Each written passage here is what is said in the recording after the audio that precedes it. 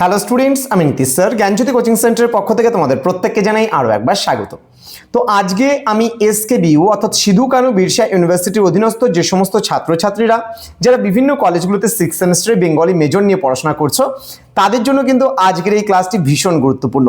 তার কারণ আজকের এই ক্লাসটিতে তোমাদের সঙ্গে আমি আলোচনা করব তোমাদের এই পাঠ্য বইয়ের অন্তর্গত একটি কবিতা উলঙ্গ রাজা, যেই কবিতাটির কবি হলেন নীরেন্দ্রনাথ চক্রবর্তী রচিত কিন্তু এই কবিতাটি।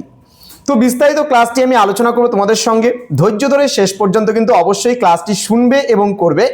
শেষে কিন্তু আমি তোমাদের জন্য কিছু আপডেট দেব, সেই আপডেটটাও তোমাদের জন্য কিন্তু ভীষণ প্রয়োজনীয়। চলো শুরু করছি আজকের ক্লাসটি। কি বলছে, কবি নীরেন্দ্রনাথ চক্রবর্তীর অন্যতম শ্রেষ্ঠ একটি কাব্যগ্রন্থের নাম হচ্ছে উলঙ্গ রাজা। কাব্যগ্রন্থটি কিন্তু প্রকাশিত হয়েছিল 1971 খ্রিস্টাব্দে এবং ওই কাব্যগ্রন্থেরই একটা অন্যতম গুরুত্বপূর্ণ কবিতা ছিল কিন্তু উলঙ্গ রাজা। এই কবিতাটি লেখা হয়েছিল বাংলা 1376 খ্রিস্টাব্দের 3রা পৌষ মাসে। ঠিক আছে, পৌষ মাসে 3ই পৌষ কিন্তু লেখা হয়েছিল উলঙ্গ রাজা কাব্যগ্রন্থ থেকে। এই যে উলঙ্গ রাজা কবিতাটি কিন্তু তোমাদের পাঠ্য বইয়ে কিন্তু সংকলিত হয়েছে। তাহলে আশা করছি বিষয়টা বুঝতে পেরেছো যে উলঙ্গ রাজা কিন্তু একটা কাব্যগ্রন্থ নামও রয়েছে এবং সেই কাব্যগ্রন্থেরই একটা কবিতার নাম হচ্ছে উলঙ্গ রাজা। এইবার আমি কবিতাটি বিস্তারিত আলোচনা করার পূর্বে তোমাদেরকে বলি উলঙ্গ কথার অর্থ কি। উলঙ্গ কথার অর্থ হলো বিবস্ত্র বা বস্ত্রহীন অবস্থায় থাকা, অর্থাৎ যদি কোনো একটা বাচ্চা তার শরীরে যদি জামা কাপড় পরে না থাকে তাহলে আমরা তাকে কিন্তু উলঙ্গ বলি, অর্থাৎ পুরো ন্যাংটো অবস্থায় থাকা। বোঝা গেল? বোঝাতে পারলাম বিষয়টা? একদম সহজ বাংলায় তোমাদের এই কবিতাটা আমি একদম শেষ অবধি বুঝিয়ে দেবো এবং এখান থেকে তোমাদের মানে যা প্রশ্ন তোমাদের করবে সমস্ত প্রশ্নের উত্তরগুলোও কিন্তু আমরা তোমাদের সঙ্গে আলোচনা করব পরবর্তী ক্লাসে। আজকে শুধুমাত্র তোমাদের পাঠ্য বইয়ের কবিতাটা কিন্তু আমি তোমাদের সামনে উপস্থাপনা করছি এবং বুঝিয়ে দিচ্ছি। কি বলেছে দেখো, উলঙ্গ রাজা নীরেন্দ্রনাথ চক্রবর্তী রচিত একটি কবিতা। কি বলছে, সবাই দেখছে যে রাজা উলঙ্গ, তবুও সবাই হাততালি দিচ্ছে। মানে সবাই হাততালি দিয়ে বলছে, কি বলছে, সবাই চেঁচিয়ে বলছে সাবাস সাবাস। অর্থাৎ রাজাকে দেখছে যে রাস্তায় রাজা বেরিয়েছে এবং রাজা কিন্তু একদম সম্পূর্ণ বিবস্ত্র, রাজার গায়ে কোনো কাপড় নেই, একদম উলঙ্গ অবস্থায় রাজা বেরিয়েছে, সবাই দেখছে, কিন্তু তারপরেও সবাই হাততালি দিচ্ছে। যেহেতু রাজা রাস্তায় বেরিয়েছে, এবার রাজাকে তো বলতে হবে, মানে একটা সাবাস সাবাস বলতে হবে, বাহবা দিতে হবে, নাহলে তো রাজা রেগে যাবেন, আর রেগে গেলেই তো তোমরা কৃপা প্রার্থী হতে পারবে না রাজার। তো ঠিক সেই কারণে সবাই চেঁচিয়ে বলছে সাবাস সাবাস। কারো মনে সংস্কার, কারো মনে আবার ভয়। কেউ সংস্কার বলছে না, রাজাকে তো অন্য কিছু বলা যাবে না বাবা, আমরা দেখতে পাচ্ছি রাজা উলঙ্গ, তারপরেও বলা যাবে না রাজা উলঙ্গ। কেউ কেউ ভয় পাচ্ছে, কেউ বা নিজের বুদ্ধি অন্য মানুষের কাছে বন্ধক দিয়েছে, অর্থাৎ নিজের বুদ্ধি আছে কিন্তু বুদ্ধি থাকতেও তার বুদ্ধি যেন অন্য মানুষের কাছে বন্ধকে রেখে এসছে, তাও কিছু বলবে না। কেউ বা আছে পরান্নভোজী। পরান্নভোজী বলতে অন্যের ভোজন যে খায়, অর্থাৎ অন্যের আশ্রয়ে যে আশ্রিত হয়, তাই বলছে কেউ বা পরান্নভোজী। কেউ কৃপাপ্রার্থী, উমেদার, প্রবঞ্চক, কেউ ভাবছে রাজবস্ত্র সত্যি অতি সূক্ষ্ম, চোখে পড়ছে না যদিও তবু আছে। অর্থাৎ কি বলছে, রাজার বস্ত্র তো, রাজার কাপড় তো খুব মিহি, একদম সূক্ষ্ম, মানে এগুলো রাজা বলে কথা, একদম চোখেই পড়ছে না। রাজা কাপড় পরে আছে কিন্তু কিন্তু চোখে পড়ছে না। কেউ কেউ বলছে তবু আছে, অন্তত থাকাটা কিছু কিন্তু অসম্ভব নয়। যেহেতু দেখবে এখনকার দিনে বিশেষ করে যারা সিনেমা করে, যে সমস্ত নায়ক নায়িকারা আছে, তারা দেখবে কেমন কেমন পোশাক পরে এবং সেই পোশাকগুলো দেখে মনেই হয় না যে তারা পোশাক পরে আছে, এদিকে খোলামেলা সেদিকে খোলামেলা, এইভাবে করে কিন্তু তারা পোশাক পরে। তো বলছে রাজা ভাজা বলে ব্যাপার, হ্যাঁ, তো এখানে মানে রাজা পরে আছে বস্ত্র একদম খুব অতি সূক্ষ্ম পরে আছে, যেহেতু রাজা বোঝা যাচ্ছে না যে সে পরে আছে। তার পরবর্তী প্যারাগ্রাফে বলছে গল্পটা সবাই জানে, অর্থাৎ কোন গল্পটা, এই যে রাজা উলঙ্গ সেই গল্পটা সবাই জানে, সবার বুদ্ধি আছে, কিন্তু কেউ কারো বুদ্ধি বন্ধক দিয়েছে কারো কাছে, কেউ বলতে চাচ্ছে না, কেউ ভয় পাচ্ছে, কেউ উমেদার, প্রবঞ্চক, কেউ বা কৃপাপ্রার্থী, কেউ পরান্নভোজী, বিভিন্ন মানুষেরা কিন্তু এখানে রয়েছেন। তো বলছে সব গল্পটা সবাই জানে, কিন্তু সেই গল্পের ভিতরে শুধুই প্রশস্তি বাক্য উচ্চারক কিছু আপাদমস্তক ভীতু ফন্দিবাজ অথবা নির্বোধ স্থাবক ছিল না। কিছু কিছু মানুষ ছিল, যেই মানুষগুলো ছিল প্রশস্তি বাক্য উচ্চারক, মানে আমরা বুঝতে পারছি রাজা উলঙ্গ, তবু আমাদের বলার মতন সৎ সাহসটুকু নেই, ঠিক আছে, রাজাকে বলার মতো আমাদের সৎ সাহসটুকু নেই, আমরা সেটা বিসর্জন দিয়েছি। আপাদ মস্তক ভীতু মানে মাথা থেকে পায়ের পাতা পর্যন্ত আমরা ভয়ে জর্জরিত হয়ে আছি। তাই বলেছেন আপাদ মস্তক ভীতু। বলছে ফন্দিবাজ, যে সমস্ত মানুষগুলো উচ্চ কথা বলতে ভয় পায়, খালি ফন্দি ফিকির করে যে ওর সঙ্গে থাকলে পরে আমার লাভবান হবে, ও জানি আমি ও অন্যায় করছে তবুও তার মুখের উপরে কিছু কথা বলা যাবে না। তো বলছে আপাদমস্তক ভীতু, ফন্দিবাজ, নির্বোধ, স্তাবক ছিল না। শুধুমাত্র যে এরাই ছিল এমনটা কিন্তু নয়, একটি শিশুও ছিল, সত্যবাদী, সরল, সাহসী একটি শিশু। তাহলে শিশু হচ্ছে এখানে সত্যবাদিতার প্রতীক, সরলতার প্রতীক, সাহসিকতার প্রতীক। একটি শিশু কিন্তু ছিল সেই ভিড়ের মধ্যে, সেই মানুষগুলোর মধ্যে থেকে একটা সত্যবাদী শিশু ছিল।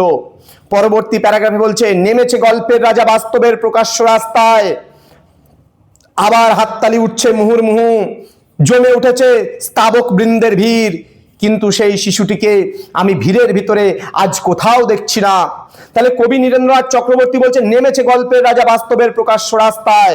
তাহলে এই গল্পের রাজা অর্থাৎ বাস্তবের প্রকাশ্য রাস্তায় নেমে এসছে রাজা। সবাই দেখছে রাজা উলঙ্গ অবস্থায় চলছে, কিন্তু তারপরেও সবাই হাততালি দিচ্ছে মুহুর্মুহু, জমে উঠেছে স্তাবক বৃন্দের ভিড়, সকল মানুষের ভিড় জমে উঠেছে, প্রচুর মানুষ সেখানে জড়ো হয়েছে রাজাকে দেখার জন্য। কিন্তু কবি কোনো মানুষকে খুঁজছেন না, তিনি খুঁজছেন সেই সত্যবাদী, সরল, সাহসী শিশুটিকে। কবি কিন্তু তাকে কোথাও খুঁজে পাচ্ছে না। তাই বলছে যে ভিড়ের ভেতরে আজ কোথাও দেখছি না, কিন্তু সেই শিশুটিকে আমি ভিড়ের মধ্যে আজ কোথাও দেখছি না। তার মানে ভিড়ের মধ্যে কবি কিন্তু সেই শিশুটিকে খুঁজে পাচ্ছে না। লাস্ট প্যারাগ্রাফে কবি কি বলেছে দেখো, শিশুটি কোথায় গেল? কেউ কি কোথাও তাকে কোনো পাহাড়ের গোপন গুহায় লুকিয়ে রেখেছে?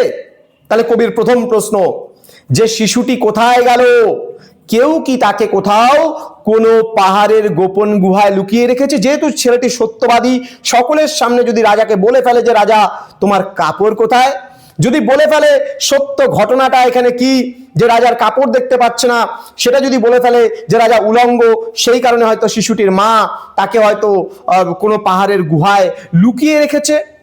তাই বলছে নাকি সে পাথর ঘাস মাটি নিয়ে খেলতে খেলতে ঘুমিয়ে পড়েছে কোনো দূর নির্জন নদীর ধারে কিংবা কোনো প্রান্তরের গাছের ছায়ায়। তাহলে কবি আবার বলছে যে যেহেতু শিশুটি সত্যবাদী, সরল, সাহসী, হয়তো বাচ্চাটা কোথাও খেলতে খেলতে হয়তো ঘুমিয়ে পড়েছে, গাছের ছায়ায় রয়ে গেছে বা কোনো নির্জন নদীর ধারে রয়ে গেছে। কবি বলেছেন যাও তাকে যেমন করেই হোক খুঁজে আনো। কবি বলেছেন যে যাও তোমরা গিয়ে এই যে শিশুটি রয়েছে এই শিশুটিকে যেখান থেকে পারো খুঁজে নিয়ে আসো। সে এসে একবার এই উলঙ্গ রাজার সামনে নির্ভয়ে দাঁড়াক। একটা শিশুর দেখবে কোনো ভয় নেই মনের মধ্যে, ঠিক আছে? একটা গল্প আছে ছোট, মানে ক্লাস 7-8-এ, দেখবা কি করে বুঝবো, একটা গল্প আছে কি করে বুঝবো, খুব গল্পটা পড়বে, খুব দারুণ দুর্দান্ত একটা গল্প, যে বাচ্চারা জানে না কখন কার সামনে কি কথা বলতে হয়, তারা একটা নির্ভীক, সত্যবাদিতা, সরল, তারা যার তার সামনে যে কোনো কিছু বলে দেয়, তারা কিন্তু ভয় পায় না, তারা নির্ভীকভাবে সেটা কিন্তু প্রকাশ করে। তো কবি এই নির্ভীক বালকটাকে চাচ্ছেন। তো বলছে যে সে এসে একবার এই উলঙ্গ রাজার সামনে নির্ভয়ে এসে দাঁড়াক, সে এসে একবার এই হাততালির ঊর্ধ্বে গলা তুলে জিজ্ঞেস করুক রাজা তোর কাপড় কোথায়? অর্থাৎ রাজাকে জিজ্ঞেস করুক, অর্থাৎ অন্ধ, ঠিক আছে, অন্ধকারাচ্ছন্ন আঁখে, জর্জরিত আঁখি নিয়ে যে মানুষগুলো সত্যটাকে দেখতে পাচ্ছে না, যে মানুষগুলো সত্যটা জানার পরে তা প্রকাশ করতে পারছে না। আজকে আমরা দেখছি চারিদিকে পলিটিক্যাল বিভিন্ন পার্টিগুলো, রাজনৈতিক দলগুলো কিভাবে আমাদের চোখের সামনে, আমাদের চোখের অন্ধ করে রেখে দিয়েছে। আমরা চাইলেও সেই সমস্ত রাজনৈতিক দলগুলোর এগেনস্টে কোনো কথা বলতে পারছি না। কেন কথা বলতে পারি না রাজনৈতিক দলগুলোর বিরুদ্ধে? আমরা কিন্তু নির্ভীজে বলছি আমারান্য ভোজি, আমাদের আজকে বলি আমরা রাজ্য সরকারের কথা, কোনো সরকারের কথা বলি না, আজকে আমাদেরকে বিভিন্নভাবে কিন্তু বিভিন্ন প্রকল্পের মধ্যে দিয়ে কিন্তু আমাদেরকে বিভোর করে রেখে দিয়েছে, আমাদের চোখের সামনে একটা পর্দা দিয়ে রেখে দিয়েছে, যার জন্য সৎ সাহসিকতা কিন্তু আমাদের মধ্যে যেন নেই। আমরা আপাদমস্তক ভীতু হয়ে দাঁড়িয়ে আছি, আমাদের সৎ সাহস নেই, সৎ সাহসিকতা নেই যে সমস্ত অন্যায়ের বিরুদ্ধে প্রশ্ন তোলার। তাই কবি নীরেন্দ্রনাথ চক্রবর্তী এই উলঙ্গ রাজা কবিতার মধ্যে দিয়ে বাস্তবতাকে তুলে ধরেছেন আমাদের সামনে। তো আশা করি আজকের ক্লাসটা তোমরা বুঝতে পেরেছো। তো স্টুডেন্ট, তোমরা যারা এখনো আমাদের চ্যানেলটিকে সাবস্ক্রাইব করোনি তারা অবশ্যই চ্যানেলটিকে সাবস্ক্রাইব করে পাশে থাকা বেল আইকন অল প্রেস করে দেবে, যাতে নেক্সট টাইম থেকে কোনো ভিডিও আপলোড করলে তার নোটিফিকেশনটা তুমি পেতে পারো। এরপরে আমি তোমাদের উলঙ্গ রাজা কবিতাতে তোমাদের গুরুত্বপূর্ণ প্রশ্নগুলো যেগুলো পড়তে হবে সেগুলো আমি আসবো, এবং তোমরা 3টে পেপারের সমস্ত নোট পেতে পারো শুধুমাত্র 99 টাকার বিনিময়ে, রেজিস্ট্রেশন ফিজের বিনিময়ে। তোমাদের পুরো কোর্স এবার ফ্রি করে দিয়েছি। তো 100 জন ছাত্রছাত্রী আমাদের ক্লাসে যুক্ত হতে পারবে। তো দেখা হচ্ছে তোমাদের সঙ্গে খুব তাড়াতাড়ি আরো একটা নতুন ক্লাস। প্রত্যেকে ভালো থেকো, সুস্থ থেকো। Thank you so much. Thanks for watching after all. Thank you.